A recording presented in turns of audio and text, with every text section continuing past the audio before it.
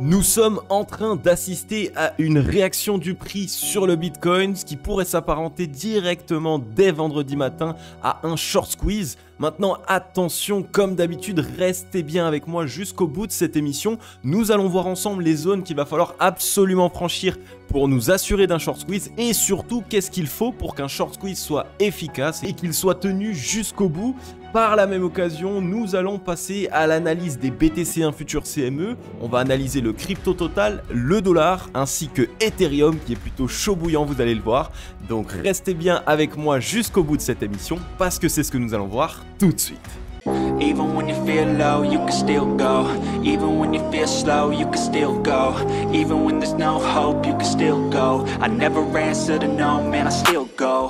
Go, go, go, go, go, go, go, go, go, go, go, go, yo, go, go, go. Hello à toute la team Logique, ravi de vous retrouver dans cette nouvelle analyse du marché crypto-monnaie. On est aujourd'hui le vendredi 9 septembre 2022 et il est 8h14 à l'heure à laquelle je tourne cette émission. Alors 8h14 c'est tôt le matin, mais vous allez voir que nous avons déjà une réaction du prix sur le Bitcoin et c'est assez intéressant. Il va falloir maintenant évidemment que nous nous assurions que tout se passe bien et surtout que nous franchissions les zones stratégiques afin que les acheteurs puissent commencer à faire pousser le prix.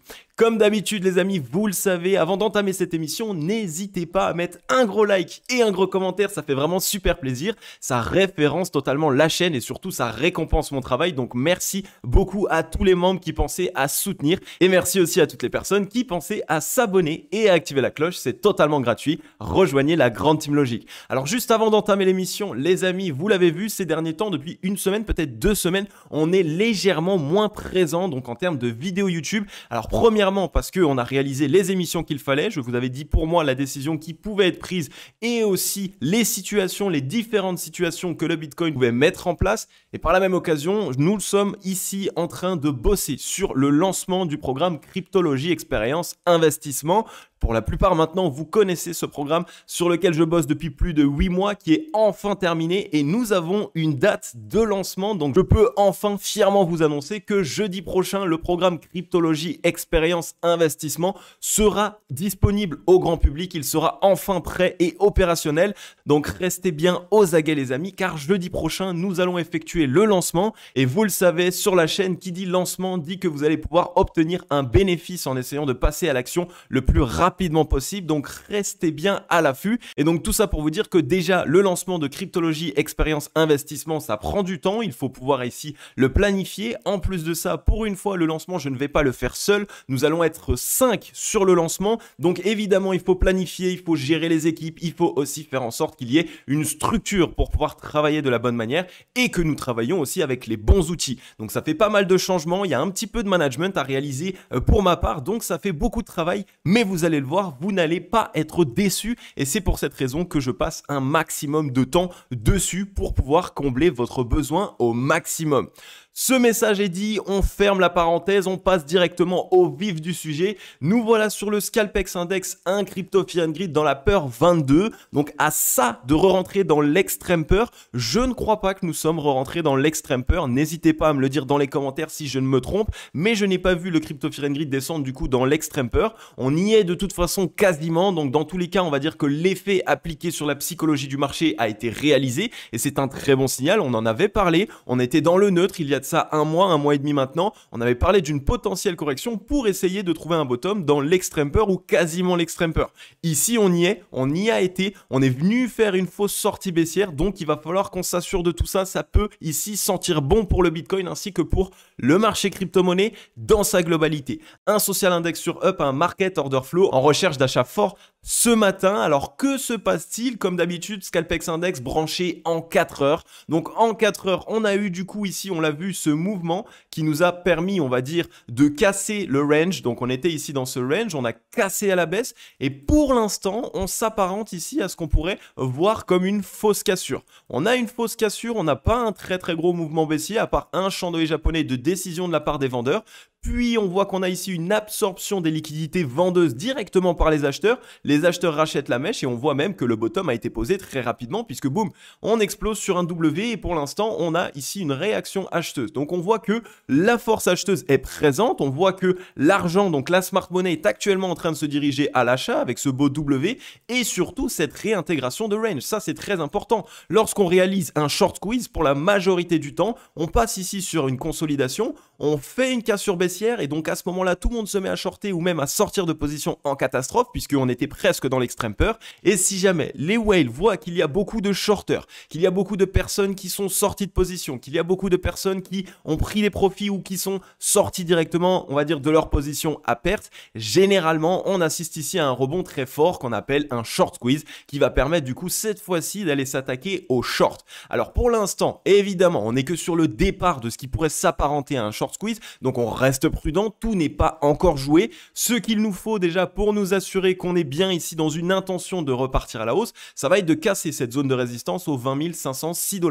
Car cette zone de résistance, c'est ici on voit la borne haute du range que nous avons cassé à la baisse et qu'on a fake out, on va dire. Donc si on veut vraiment s'assurer d'un short squeeze et donc que ceci était un fake out à la baisse, alors il va nous falloir réussir ici à clôturer 4 heures. Donc ici à 10 heures pile, il va nous falloir réussir à clôturer au-dessus de cette zone de résistance des 20 500 $ pour évidemment par la suite essayer d'aller chercher cette fois-ci, on voit à cet endroit-là où on pourrait de nouveau aller récupérer des liquidités, 21 782 jusqu'à 21 881 $. Donc ce serait ici indirectement d'empiler les bougies pour aller chercher non loin des 22 000 $ et donc récupérer toutes les liquidités déjà des shorters qui ont pu se positionner ici comme on voit sur ce bear flag. Ok, donc on reste prudent sur tout ça. Une fois de plus, on a un premier départ, tout n'est pas encore joué. Si on y voit ici une clôture 4 heures, donc ici à 10 heures, une mèche revendue qui nous fait seulement clôturer au contact de cette zone de résistance et que par la suite on se fait renvoyer à la baisse, attention une fois de plus, ça aurait pu être du coup simplement un short squeeze pour liquider tous les shorters qui ont pu se positionner ici sur ce range et finalement renvoyer plus bas pour finir le travail. Donc comme vous le savez maintenant, on reste prudent, on attend les clôtures, c'est très important. On est ici en 4 heures, donc c'est on va dire un petit peu plus court terme. Ce qu'il va nous falloir pour nous assurer maintenant que nous avons bien fini le travail grâce à ce mouvement baissier, ça va être d'aller voir les liquidations. Juste avant, je veux prendre un petit peu de recul pour vous montrer techniquement, à où est-ce qu'on en est, quelle est la localisation du prix actuel et quand on a eu ici ce mouvement baissier, est-ce qu'il a été mauvais? On a eu du coup cette cassure de range. Évidemment, on est passé directement à la baisse et on voit qu'on est revenu chercher la borne basse du range puisque techniquement, on reste dans un range ici depuis le 13 juin 2022. On voit que ici, voilà, on cherche la borne haute, puis ensuite on se fait rejeter, on va chercher la borne basse. Donc on est dans un range. Ici, on est allé chercher la borne basse, on voit que les liquidités ont été immédiatement absorbées. On a mis en place une petite mèche ici pour liquider, on voit ici tous les précédents creux qu'on pouvait avoir, du moins les deux précédents creux. On aurait pu aller chercher légèrement plus bas ici les 17 901 $, donc pour essayer de recombler cette mèche, voire à la limite les 17 644 pour combler la deuxième mèche. Mais une fois de plus, vous le savez, qui dit ici le dip parfait, puisque ça a été le point le plus bas que nous ayons touché sur le Bitcoin, dit que potentiellement ou généralement, ce sont des whales de la smart money qui a racheté ce dip. Donc, le fait de voir ici que au contact de cette potentielle prise de position de certaines whales, le fait de voir ici un rebond direct, ça nous montre aussi que les whales sont potentiellement en train de défendre cette zone et donc on ne veut pas essayer d'aller rechercher ici plus bas. Donc, on est venu liquider ici ce qui pourrait s'apparenter aux deux bottoms que les retail ont essayé d'acheter. Donc, on les liquide évidemment, on va pas les laisser dans le train, mais on a vu quand même qu'il y a une pression acheteuse qui essaye de défendre ce bottom entre les 18 000 et les 17 000 $. Donc, ça peut être potentiellement une bonne news. Maintenant, comme d'habitude, on va s'assurer ici de cette clôture pour évidemment tenir les 20 500 et surtout clôturer au-delà. Allons voir maintenant ensemble directement les liquidations sur le Bitcoin. Elles vont nous permettre de savoir si oui ou non nous avons bel et bien réalisé le travail nécessaire avec cette cassure baissière et on va dire ici cette petite mèche de liquidation des précédents bottoms. Ok, nous voilà donc ici sur les liquidations, on est branché ici sur 12 heures et on n'est pas sur les liquidations uniquement sur le Bitcoin, mais d'ailleurs c'est ce qu'on va faire, on va aller voir ensemble les liquidations uniquement sur le Bitcoin qui risquent d'être extrêmement intéressantes. On a eu ici, on voit 95 millions de dollars de positions longues qui ont été liquidées sur le 6 septembre 2022 à 14 heures, donc en fait directement sur ce départ baissier qu'on voit ici. Ok, donc ici sur le Bitcoin seulement, évidemment, on ne parle pas de toutes les crypto-monnaies du marché, on a eu ici 95 millions de dollars de positions longues qui ont été liquidées. c'est franchement pas énorme. Quand on voit ici par exemple 183 millions de dollars de positions longues qui ont été liquidées le 19 août. Alors allons voir ici, 19 août, c'était plus loin, c'était ici. Sur ce précédent mouvement baissier, on a liquidé ici, on a dit ensemble 183 millions. Donc ici on a 183 millions de dollars qui ont été liquidés et ici seulement 95 millions. Alors évidemment, l'amplitude du mouvement n'est pas la même, on n'a pas eu un mouvement excessivement baissier, mais généralement lorsqu'on est en bas de range, on aime aller chercher des liquidations, on aime aller chercher de la peur, on aime aller chercher de la panique. Et pour l'instant, ce n'a pas été le cas, on va dire. Donc potentiellement, deux possibilités. Soit les whales ont vu qu'il n'y a plus forcément beaucoup de liquidités à liquider, on va dire, du côté des longues, parce que en fait, il n'y a pas eu vraiment d'euphorie, il n'y a pas eu vraiment de personnes qui se sont attelées à levier, etc. etc. Donc on a essayé d'aller chercher ici sur un bas-fond, mais qu'il n'y avait pas beaucoup de longues à liquider, donc que potentiellement, on va dire que les whales n'ont pas forcément d'énormes intérêts à continuer d'essayer d'aller liquider plus bas, puisqu'il n'y a pas forcément de liquidité. Soit de l'autre côté, on est simplement ici sur un fake. Donc on a eu ici le mouvement baissier, on est venu liquider une petite partie, que tout le monde ici se dise ok, short squeeze, gros rebond, c'est le moment de se mettre en longue, et finalement qu'on revienne chercher plus bas. Alors évidemment là j'ai exagéré le mouvement, mais vous voyez un petit peu le principe. Donc ça pourrait nous montrer qu'en fait on n'est pas liquidé tous les longues, que tout le monde se dise ok, c'est le moment, on a liquidé, on a trouvé le bottom, et que finalement on vienne par la suite faire le dernier gros nettoyage, avec évidemment tous les longs qui ici on puisse mettre dans le train en pensant à un short squeeze. Donc on reste prudent sur tout ça, on va bien s'assurer de tout ça. Pour l'instant, j'ai pas l'impression forcément que l'objectif de liquidation longue a été rempli, donc on reste prudent. On a eu des annonces hier, on a eu pas mal de news, donc là encore énormément de volatilité sur cette journée par rapport aux news qu'on a pu avoir hier. Il va y avoir différentes interprétations dans la journée. On assiste aussi à un espèce de short squeeze, puisque j'appelle ça espèce, puisque pour l'instant c'est pas encore un short squeeze validé, mais on assiste ici à un short squeeze un vendredi matin, ce qui est là encore assez rare. La majorité du temps, on fait une fausse sortie baissière le vendredi matin et on rattrape sur l'après-midi, à partir de midi à peu près, le marché américain qui essaye de relancer et là essayer de créer forcément un short squeeze important. Donc on reste prudent. Pour l'instant, rien n'est validé. On est venu ici avec ce léger short squeeze, liquider 51 millions de dollars de position short en un petit mouvement et sur une clôture qui n'est pas encore terminée. Donc oui, évidemment, le train est gonflé en short. Oui, évidemment, les whales ont un intérêt à essayer d'aller liquider les shorts. Donc on reste prudent sur tout ça. Pour l'instant, on a ici cette petite épée de Damoclès car pour ma part, les liquidations longues n'ont pas encore été toutes cherchées. Mais de l'autre côté, il y a tellement de shorts qui se sont accumulés qu'à un moment donné, si on souhaite par la suite relancer le prix, il va falloir un petit peu faire le ménage chez les shorts car évidemment, ça exerce une pression vendeuse très importante sur le marché crypto. Donc on reste prudent, tout n'est pas encore joué. On va aller voir maintenant directement les graphiques en daily afin de s'assurer que tout puisse se passer correctement. Les amis, comme d'habitude, je vous prends 3 petites secondes pour vous remercier déjà évidemment de votre présence quotidienne, pour vos likes, vos partages, vos commentaires, pour les personnes qui ont activé la petite cloche aussi. On est vraiment de plus en plus chaud, merci beaucoup, ça fait super plaisir. N'hésitez pas pour tous les nouveaux membres ou pour toutes les personnes qui n'ont pas l'habitude de passer par les commentaires, n'hésitez pas à poser des questions, à me demander directement des actifs que vous aimeriez que j'analyse ou à commenter mon analyse, comme ça on peut créer des débats dans les commentaires, c'est extrêmement important. J'ai vraiment envie les amis qu'on puisse un petit peu casser cette barrière de l'écran entre vous et moi et qu'on puisse commencer concrètement à discuter, qu'on puisse commencer concrètement à échanger, à débattre par rapport aux informations fournies.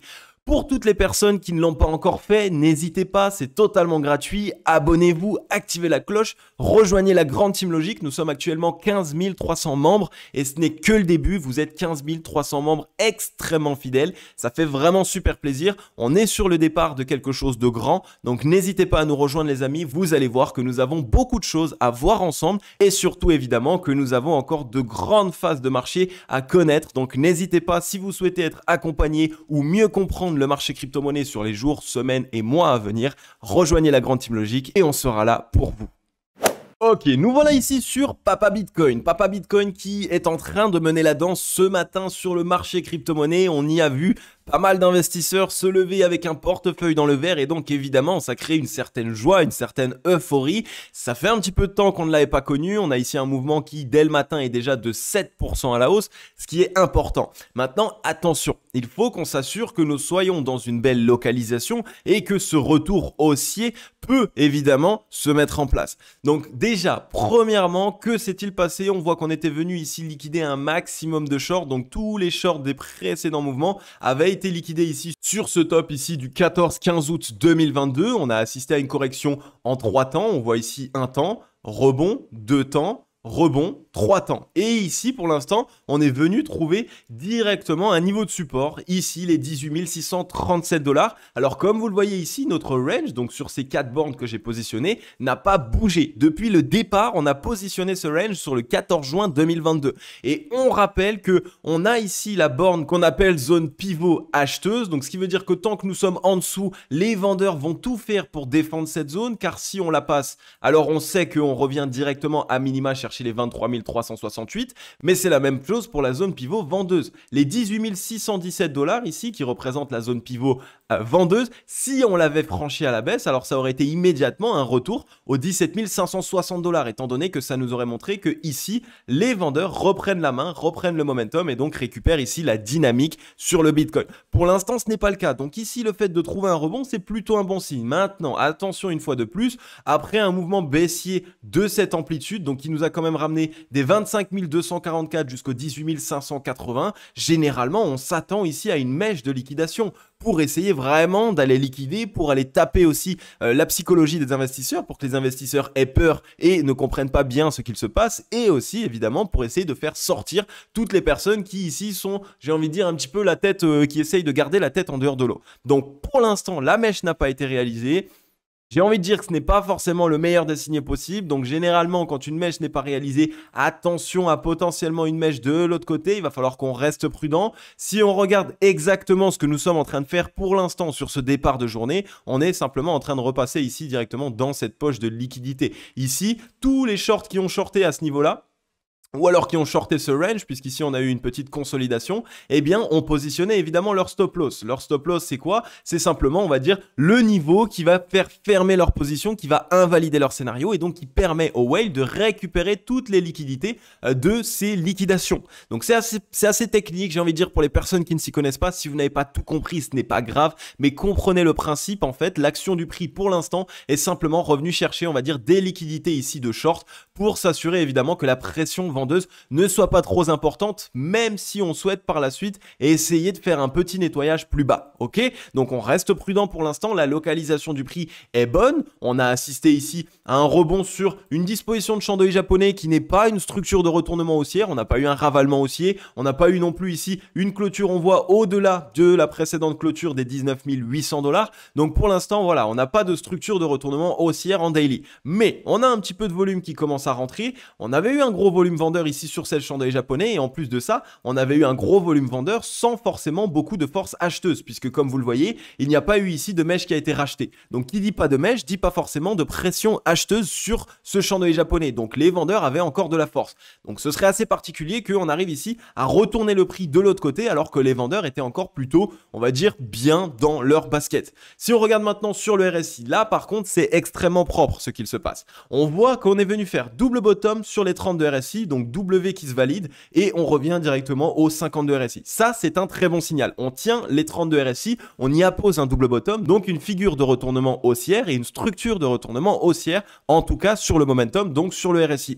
Ensuite, que s'était-il passé? Là encore, W qu'on avait fait avec une petite divergence haussière, donc la TAC, ce qui nous a permis du coup de revenir au-delà des 50 de RSI. Et ce que je vous explique très souvent les amis, c'est quand on revient de sous les 30 de RSI jusqu'à ici au-dessus des 50, alors la majorité du temps, on arrive ici dans un mouvement qui a essoufflé les acheteurs. Les acheteurs s'essoufflent. Lorsque c'est la première fois que nous revenons de sous les 30 jusqu'à au-dessus des 50, les acheteurs s'essoufflent. Donc ça laisse place ici aux vendeurs pour un mouvement baissier supplémentaire et un retest de la demande, notamment ici sur les 30. Et donc à ce moment-là, maintenant que nous avons testé les 30, si vraiment les acheteurs souhaitent se présenter et donc que la pression acheteuse se met en place, à ce moment-là, on peut valider un double bottom dans le momentum qui nous ramènerait à nouveau dans les 70 de RSI et donc qui permettrait aux acheteurs de dominer à nouveau le momentum et donc de récupérer de nouveau la dynamique et aussi la force dans le mouvement. Donc c'est un très très bon signal. Pour l'instant, on est plutôt sur quelque chose de bon. Maintenant, une fois de plus, qu'est-ce qui va faire office de foi? Ça va être ici la zone de neutralité, les fameux 50 de RSI. Si on arrive à clôturer au-dessus des 50 de RSI aujourd'hui, alors oui, il y a de fortes probabilités pour qu'on vienne valider ce W et qu'on ait la récupération acheteuse. Par contre, si on vient juste au contact des 50 et qu'on se fait à nouveau rejeter, alors attention, cela montre du coup que les vendeurs finalement ont récupéré la main et donc ils vont potentiellement dominer encore le momentum sur quelques jours, voire sur quelques semaines.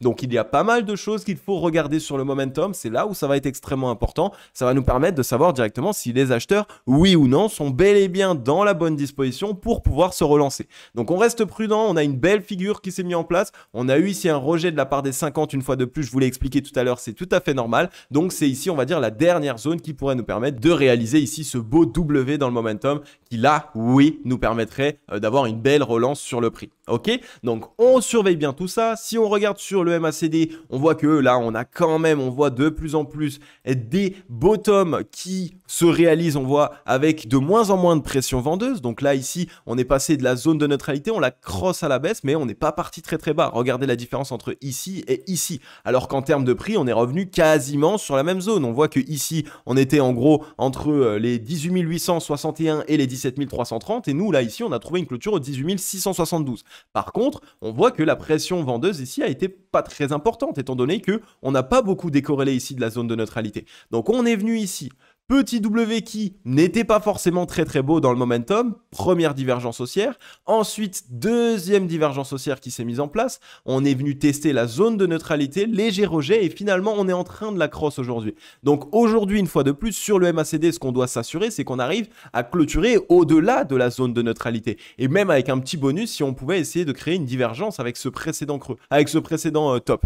Donc si là ici on arrive à passer au-dessus de la zone de neutralité et passer au-dessus de ce précédent top ici de momentum, là à ce moment-là on a de fortes probabilités peut-être de revenir tester la zone de neutralité en tant que support. On reteste la demande, mais finalement la relance pourrait se faire et on pourrait ici assister à une belle reprise du momentum acheteur. Donc on crosse la zone de neutralité. Aujourd'hui, une fois de plus, ça va être, on va dire, la journée de décision. Si on a bien une décision et donc une décorrélation de la zone de neutralité, alors on va appliquer ces deux divergences haussières et donc on peut ici enfin avoir du momentum qui se positionne pour les acheteurs. Donc on a plutôt de bons signaux de la part du momentum. Les vendeurs n'ont pas exercé énormément de pression vendeuse.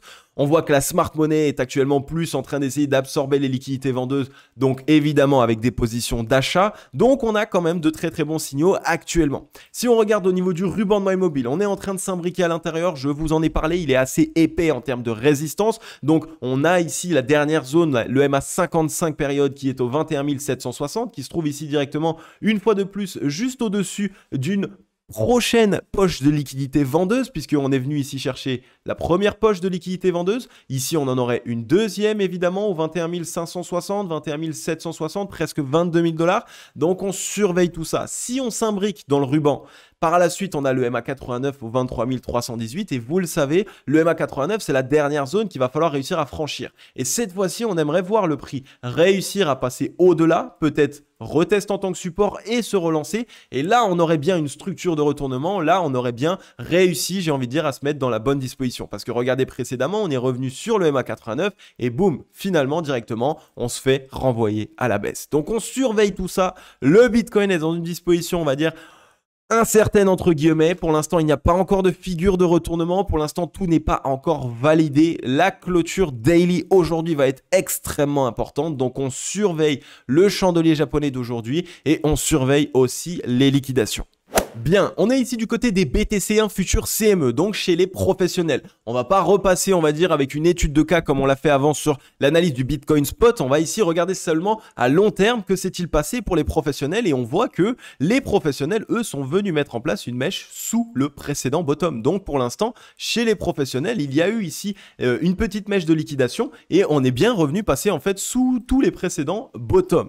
Donc on a une indication que les professionnels, eux, ont réalisé ce mouvement de liquidation. On est en plus de ça ici sur un beau double bottom puisque malgré tout, on regarde par exemple ici directement en droite, on tient un bottom sur la même ligne que le précédent bottom, ce qui est un très bon signal si on souhaite essayer de mettre en place un beau double bottom de reprise haussière. On avait eu du gros volume vendeur ici une fois de plus et finalement, on ne sait pas trop comment, on est en train d'essayer d'apposer un bottom. Donc une fois de plus, on surveille lorsqu'on sort ici de fort volume vendeur, mais que finalement on n'a pas eu de grosses mèches de liquidation, ni même d'absorption des liquidités par les acheteurs. C'est pas le meilleur des signaux. Donc on reste tout de même en sécurité et on évite d'essayer de FOMO. Par contre, la disposition peut se trouver très bonne puisque là on peut voir ici un très très beau W sur support long terme. On avait ici ce gap qui était à la base la zone pour laquelle nous sommes venus aussi bas puisqu'on voulait recombler ce gap. On y appose un bottom dessus pour l'instant qui n'est pas encore validé mais on est en train d'essayer. Et ce W là pourrait être un beau W de relance qui là nous permettrait de revenir combler ce gap futur CME qui pour rappel est entre les 27 400 et les 28 765 $.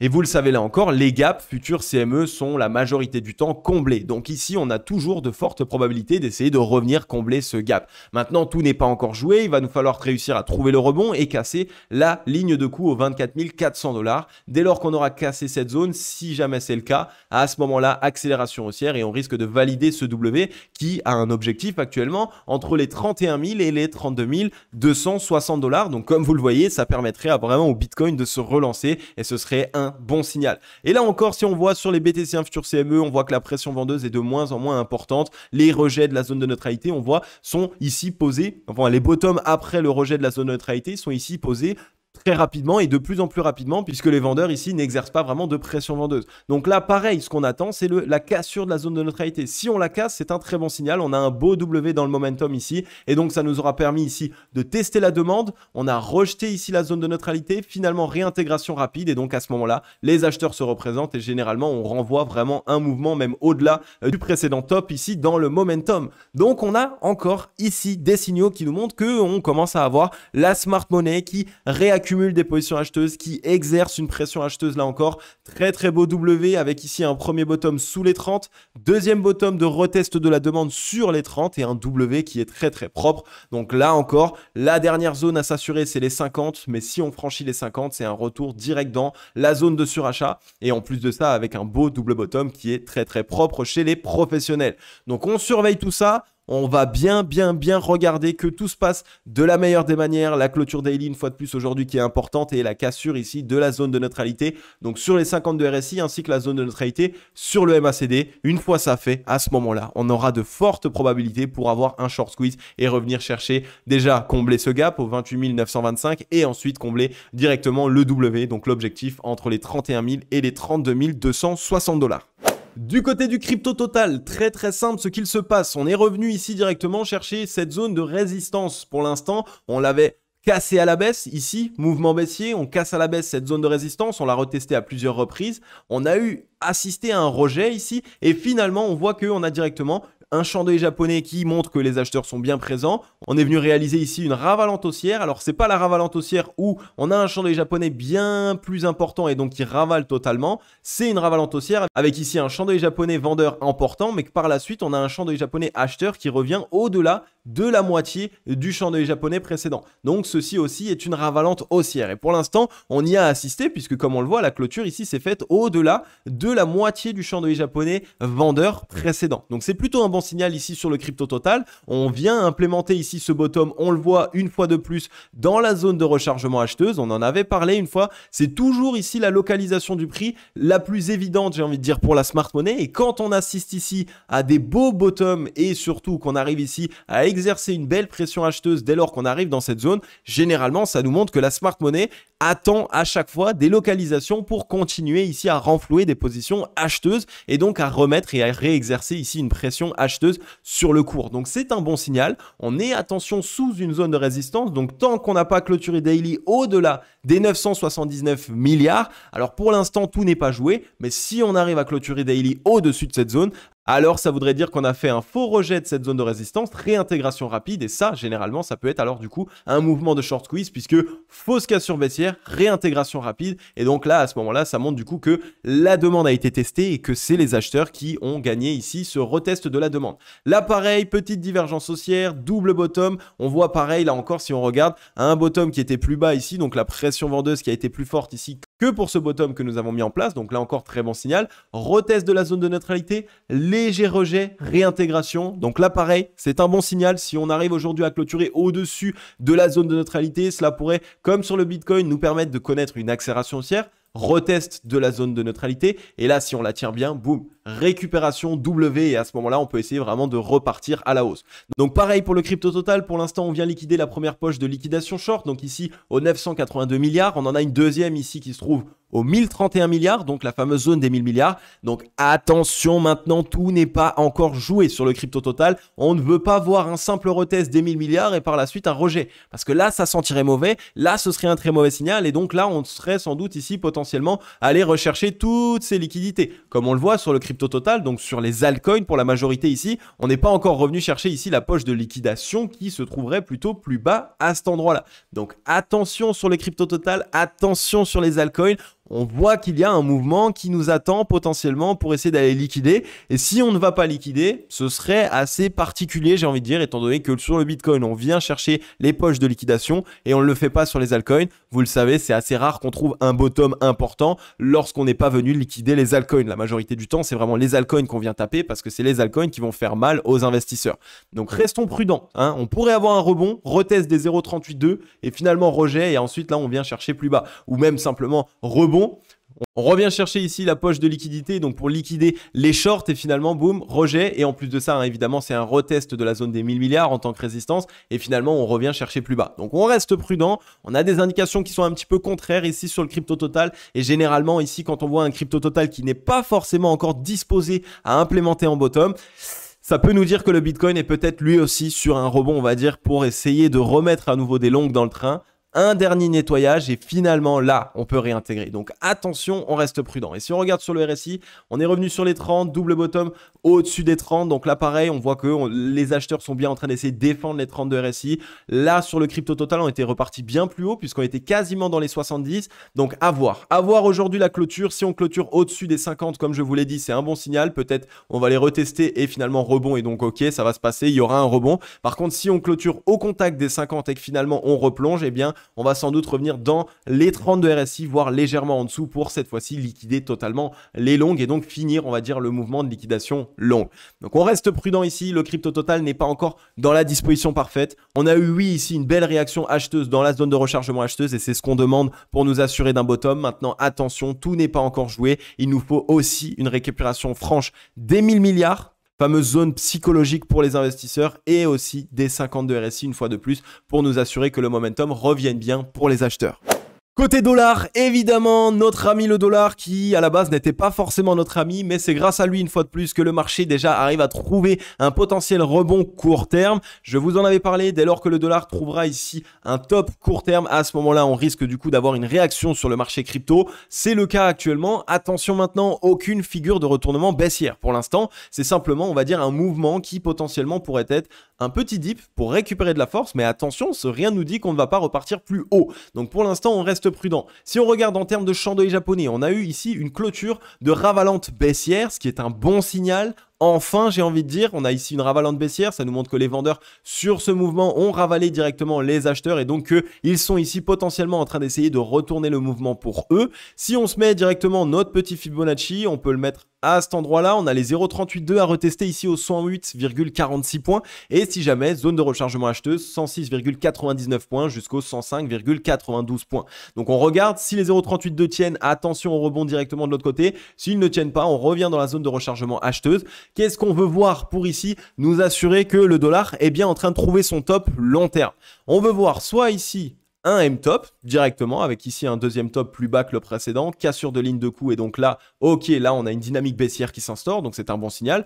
Soit ici, on descend plus bas que le précédent bottom, Ensuite, pourquoi pas trouver un rebond, petit M-top et on repart plus bas. Là encore, ça pourrait être un bon signal. Déjà, on invalide du coup la structure grâce à la cassure ici du précédent bottom, ce qui là pourrait être un bon signal à long terme une fois de plus. Donc on casse plus bas, on revient tester, à la limite on hésite et là on se fait rejeter. Ça aussi, ça pourrait être une possibilité. Mais dans tous les cas, on veut voir des M. On veut voir des M-top se mettre en place. On veut voir des structures de retournement baissière se mettre en place sur le dollar. Là encore, vous le savez maintenant, le dollar suracheté de toute façon ici sur le RSI, léger retest des 70, on est en train d'être rejeté, donc c'est un très très bon signal. Si on regarde sur le ratio long short, pareil, on était de toute façon dans la zone de surachat depuis longtemps et on est sur une et deux divergences baissières qui sont en train de s'appliquer du coup au cours. Donc là encore, on pourrait connaître une accélération baissière. Le dollar pourrait corriger et même accélérer de manière assez importante. On l'a vu avec une très très belle, un très très beau mouvement haussier ici qui s'était mis en place. Maintenant, attention, c'est pas parce qu'il pourrait le faire qu'il va le faire.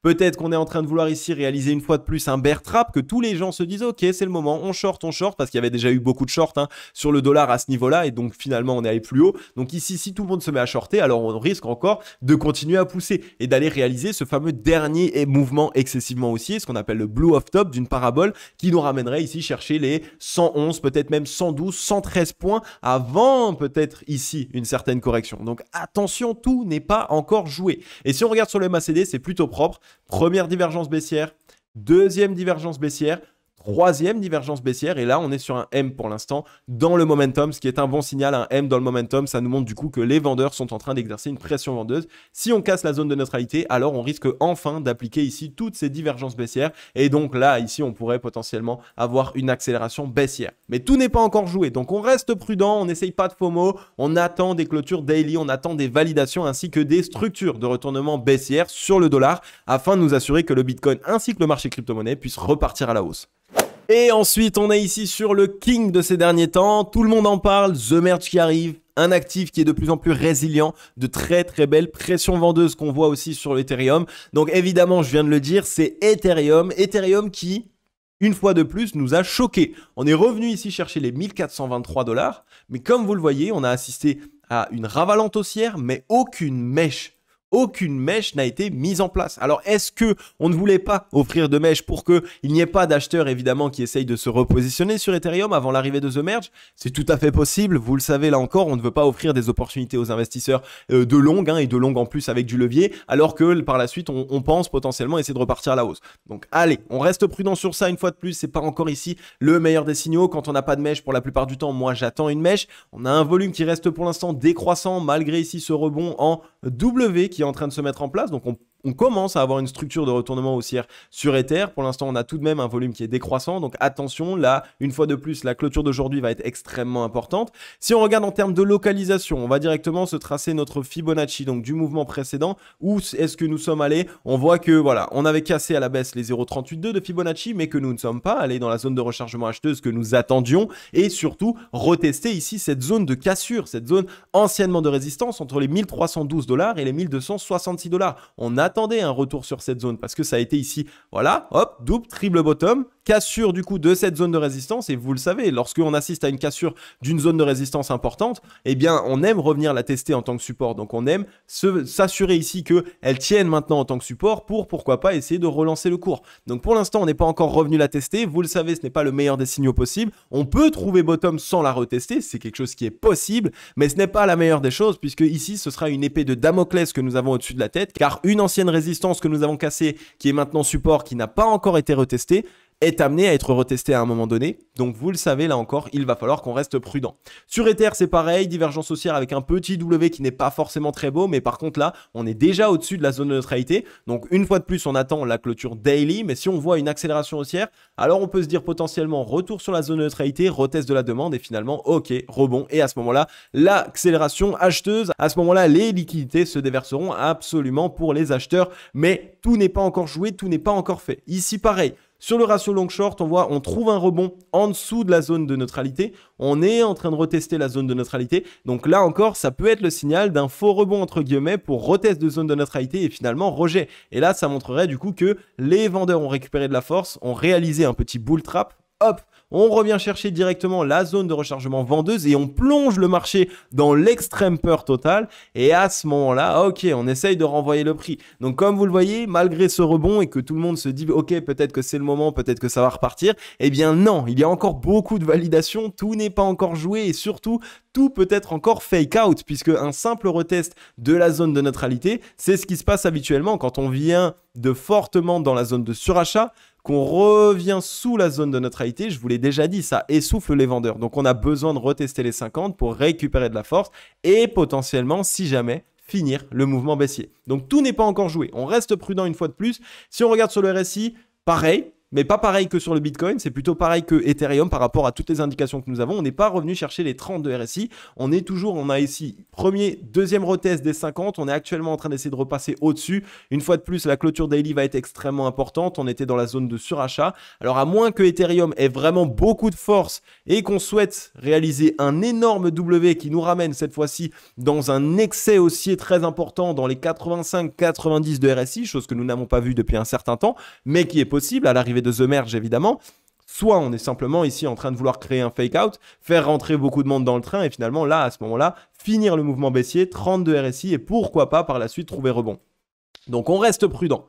Tout n'est pas encore joué. Les 0,382 qui était la première zone d'arrêt du mouvement, donc du Fibonacci précédent que je vous avais tracé, donc par rapport ici à ce mouvement du 3 avril jusqu'au 17 juin 2022. Donc ici, on n'a pas réussi encore à casser les 0,382. On avait assisté ici, comme on le voit, à un rejet. On a eu le rejet et finalement, maintenant, on est en train de trouver rebond. Donc, est-ce qu'on va revenir à l'assaut des 0,382 pour tester la demande? Et si ça ne nous tient pas, là, on a un M. Et le M qui pourrait nous ramener 1229, voire même essayer d'aller chercher toutes les liquidités sous. Et donc là, à ce moment-là, ce serait comme d'habitude, comme on a l'habitude de l'entendre, c'est un buy the rumor et sell the news, car Ethereum 2.0, entre guillemets, ce qu'on appelle the merge aujourd'hui, est actuellement en train d'arriver. Il a potentiellement déjà été pricé, donc est-ce qu'on doit acheter, est-ce qu'on doit vendre? Eh bien pour l'instant, tout n'est pas encore joué, car un simple retest des 0.382, mais un rejet pourrait ici nous ramener dans un M-top et nous ramener bien plus bas sur Ethereum. Liquidé ici, on voit les anciens bottoms, 1001 $, peut-être même légèrement plus bas,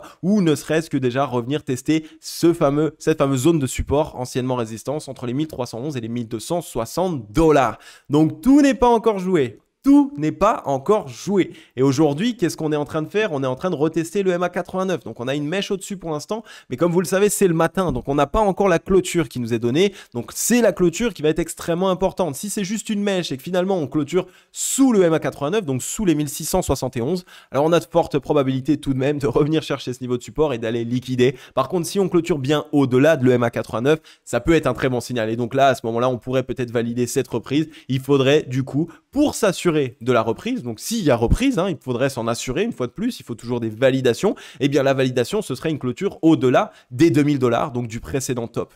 Pour réussir à nous assurer d'une reprise de la dynamique haussière, il faut réussir à faire un top plus haut que le précédent. Et si là on fait un top plus haut, ok, là on peut simplement commencer à monter tranquillement en échelon, donc on monte, on redescend, on monte avec des bottoms de plus en plus haut et des tops de plus en plus haut. Donc on surveille tout ça sur Ethereum, vous avez toutes les indications nécessaires, ça a été une vidéo longue, mais il y a tout ce qu'il faut aujourd'hui. On va passer tout de suite directement à la conclusion.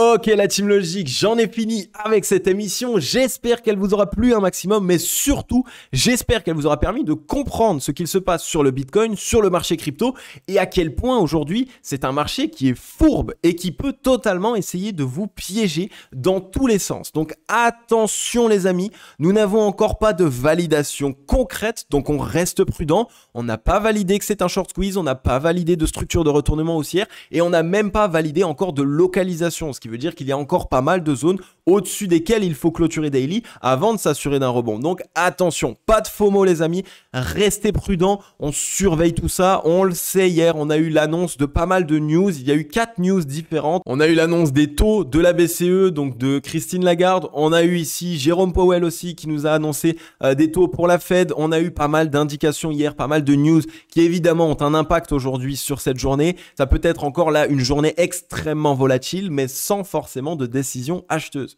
Donc on reste prudent, on surveille tout ça et surtout, qu'est-ce qu'on n'oublie pas? Eh bien on n'oublie pas de mettre un gros like et un gros commentaire, la team, vraiment ça fait super plaisir. Si cette vidéo vous a aidé et surtout qu'elle vous a permis d'ouvrir les yeux sur ce qu'il se passe sur le marché crypto-monnaie actuellement, n'hésitez pas les amis, ça récompense totalement mon travail, mais surtout aussi ça va permettre à d'autres personnes comme vous de tomber sur cette vidéo qui va potentiellement pouvoir les aider à comprendre ce qu'il s'y passe. Donc voilà les amis, en tout cas je vous ai fait une annonce assez importante en début d'émission, le programme Cryptologie Expérience Investissement qui va sortir d'ici jeudi prochain, donc soyez vraiment à l'affût car vous le savez, quand je mets en place un lancement de programme, vous êtes au courant maintenant, je fais en sorte de récompenser les personnes qui passent à l'action rapidement, ce qui veut dire que vous allez avoir accès à des accès privilégiés mais aussi évidemment à des réductions privilégiées, mais attention, ça ne va pas être ici pour 1 mois, 2 mois, 3 mois, non. Le lancement va se faire d'une certaine manière. Le jour J, donc le jeudi, il y aura 56% de réduction sur le programme. Puis le jour 6, donc le vendredi, il n'y aura plus que 48% de réduction. Donc on est passé de 56 à 48. Donc on a 8% de réduction qui vous sont enlevés tous les jours suivant le lancement jusqu'à arriver au prix final, donc on va dire au prix sans réduction. Donc on passe de 56 à 48, puis de 48 à 40, puis de 40 à 32, etc., etc. Et plus on avance, plus la réduction est en train de se diminuer. Tout ça pour vous aider, parce que je sais qu'il y a beaucoup de personnes qui souhaitent passer à l'action rapidement. Je sais aussi qu'il y a beaucoup de personnes qui, on va dire, n'ont pas forcément tout de suite les fonds pour se former ou qui n'ont pas énormément de fonds pour se former, et je sais à quel point ça peut être intéressant et que ça peut aider beaucoup de gens de mettre en place ce type de réduction, car il y a beaucoup de personnes qui ont envie de se former, qui sont intelligents, qui sont malins, qui savent qu'il faut aujourd'hui des stratégies, des plans d'action d'investissement pour pouvoir essayer de s'atteler au marché crypto-monnaie, et donc j'ai pas envie de pénaliser ces personnes qui, c'est pas leur faute si elles ne peuvent pas forcément le rejoindre à un tarif plein. Donc pour cette raison, je veux vous récompenser les amis, donc soyez à l'affût pour jeudi prochain. Je vais de toute façon, ne vous inquiétez pas, dans les émissions prochaines, vous expliquer un petit peu qu'est-ce qu'il va y avoir dans ce programme, qu'est-ce qu'il va contenir, est-ce que c'est juste une formation ou est-ce qu'il va y avoir de l'accompagnement, parce que ça s'appelle Cryptologie Expérience Investissement, donc qui dit une expérience dit que ça ne va pas être juste une formation. Donc il y a beaucoup d'infos qu'il faut que je vous partage. Je vais vous faire des émissions spéciales pour vous en parler, ne vous inquiétez pas. En tout cas les amis, cette émission est assez longue, donc je vais pouvoir la couper aujourd'hui. Ça m'a fait super plaisir de pouvoir vous la faire. Comme d'habitude, je vous souhaite à tous et à toutes une agréable journée ou une agréable soirée. C'était Cryptologique. Ciao, bye bye.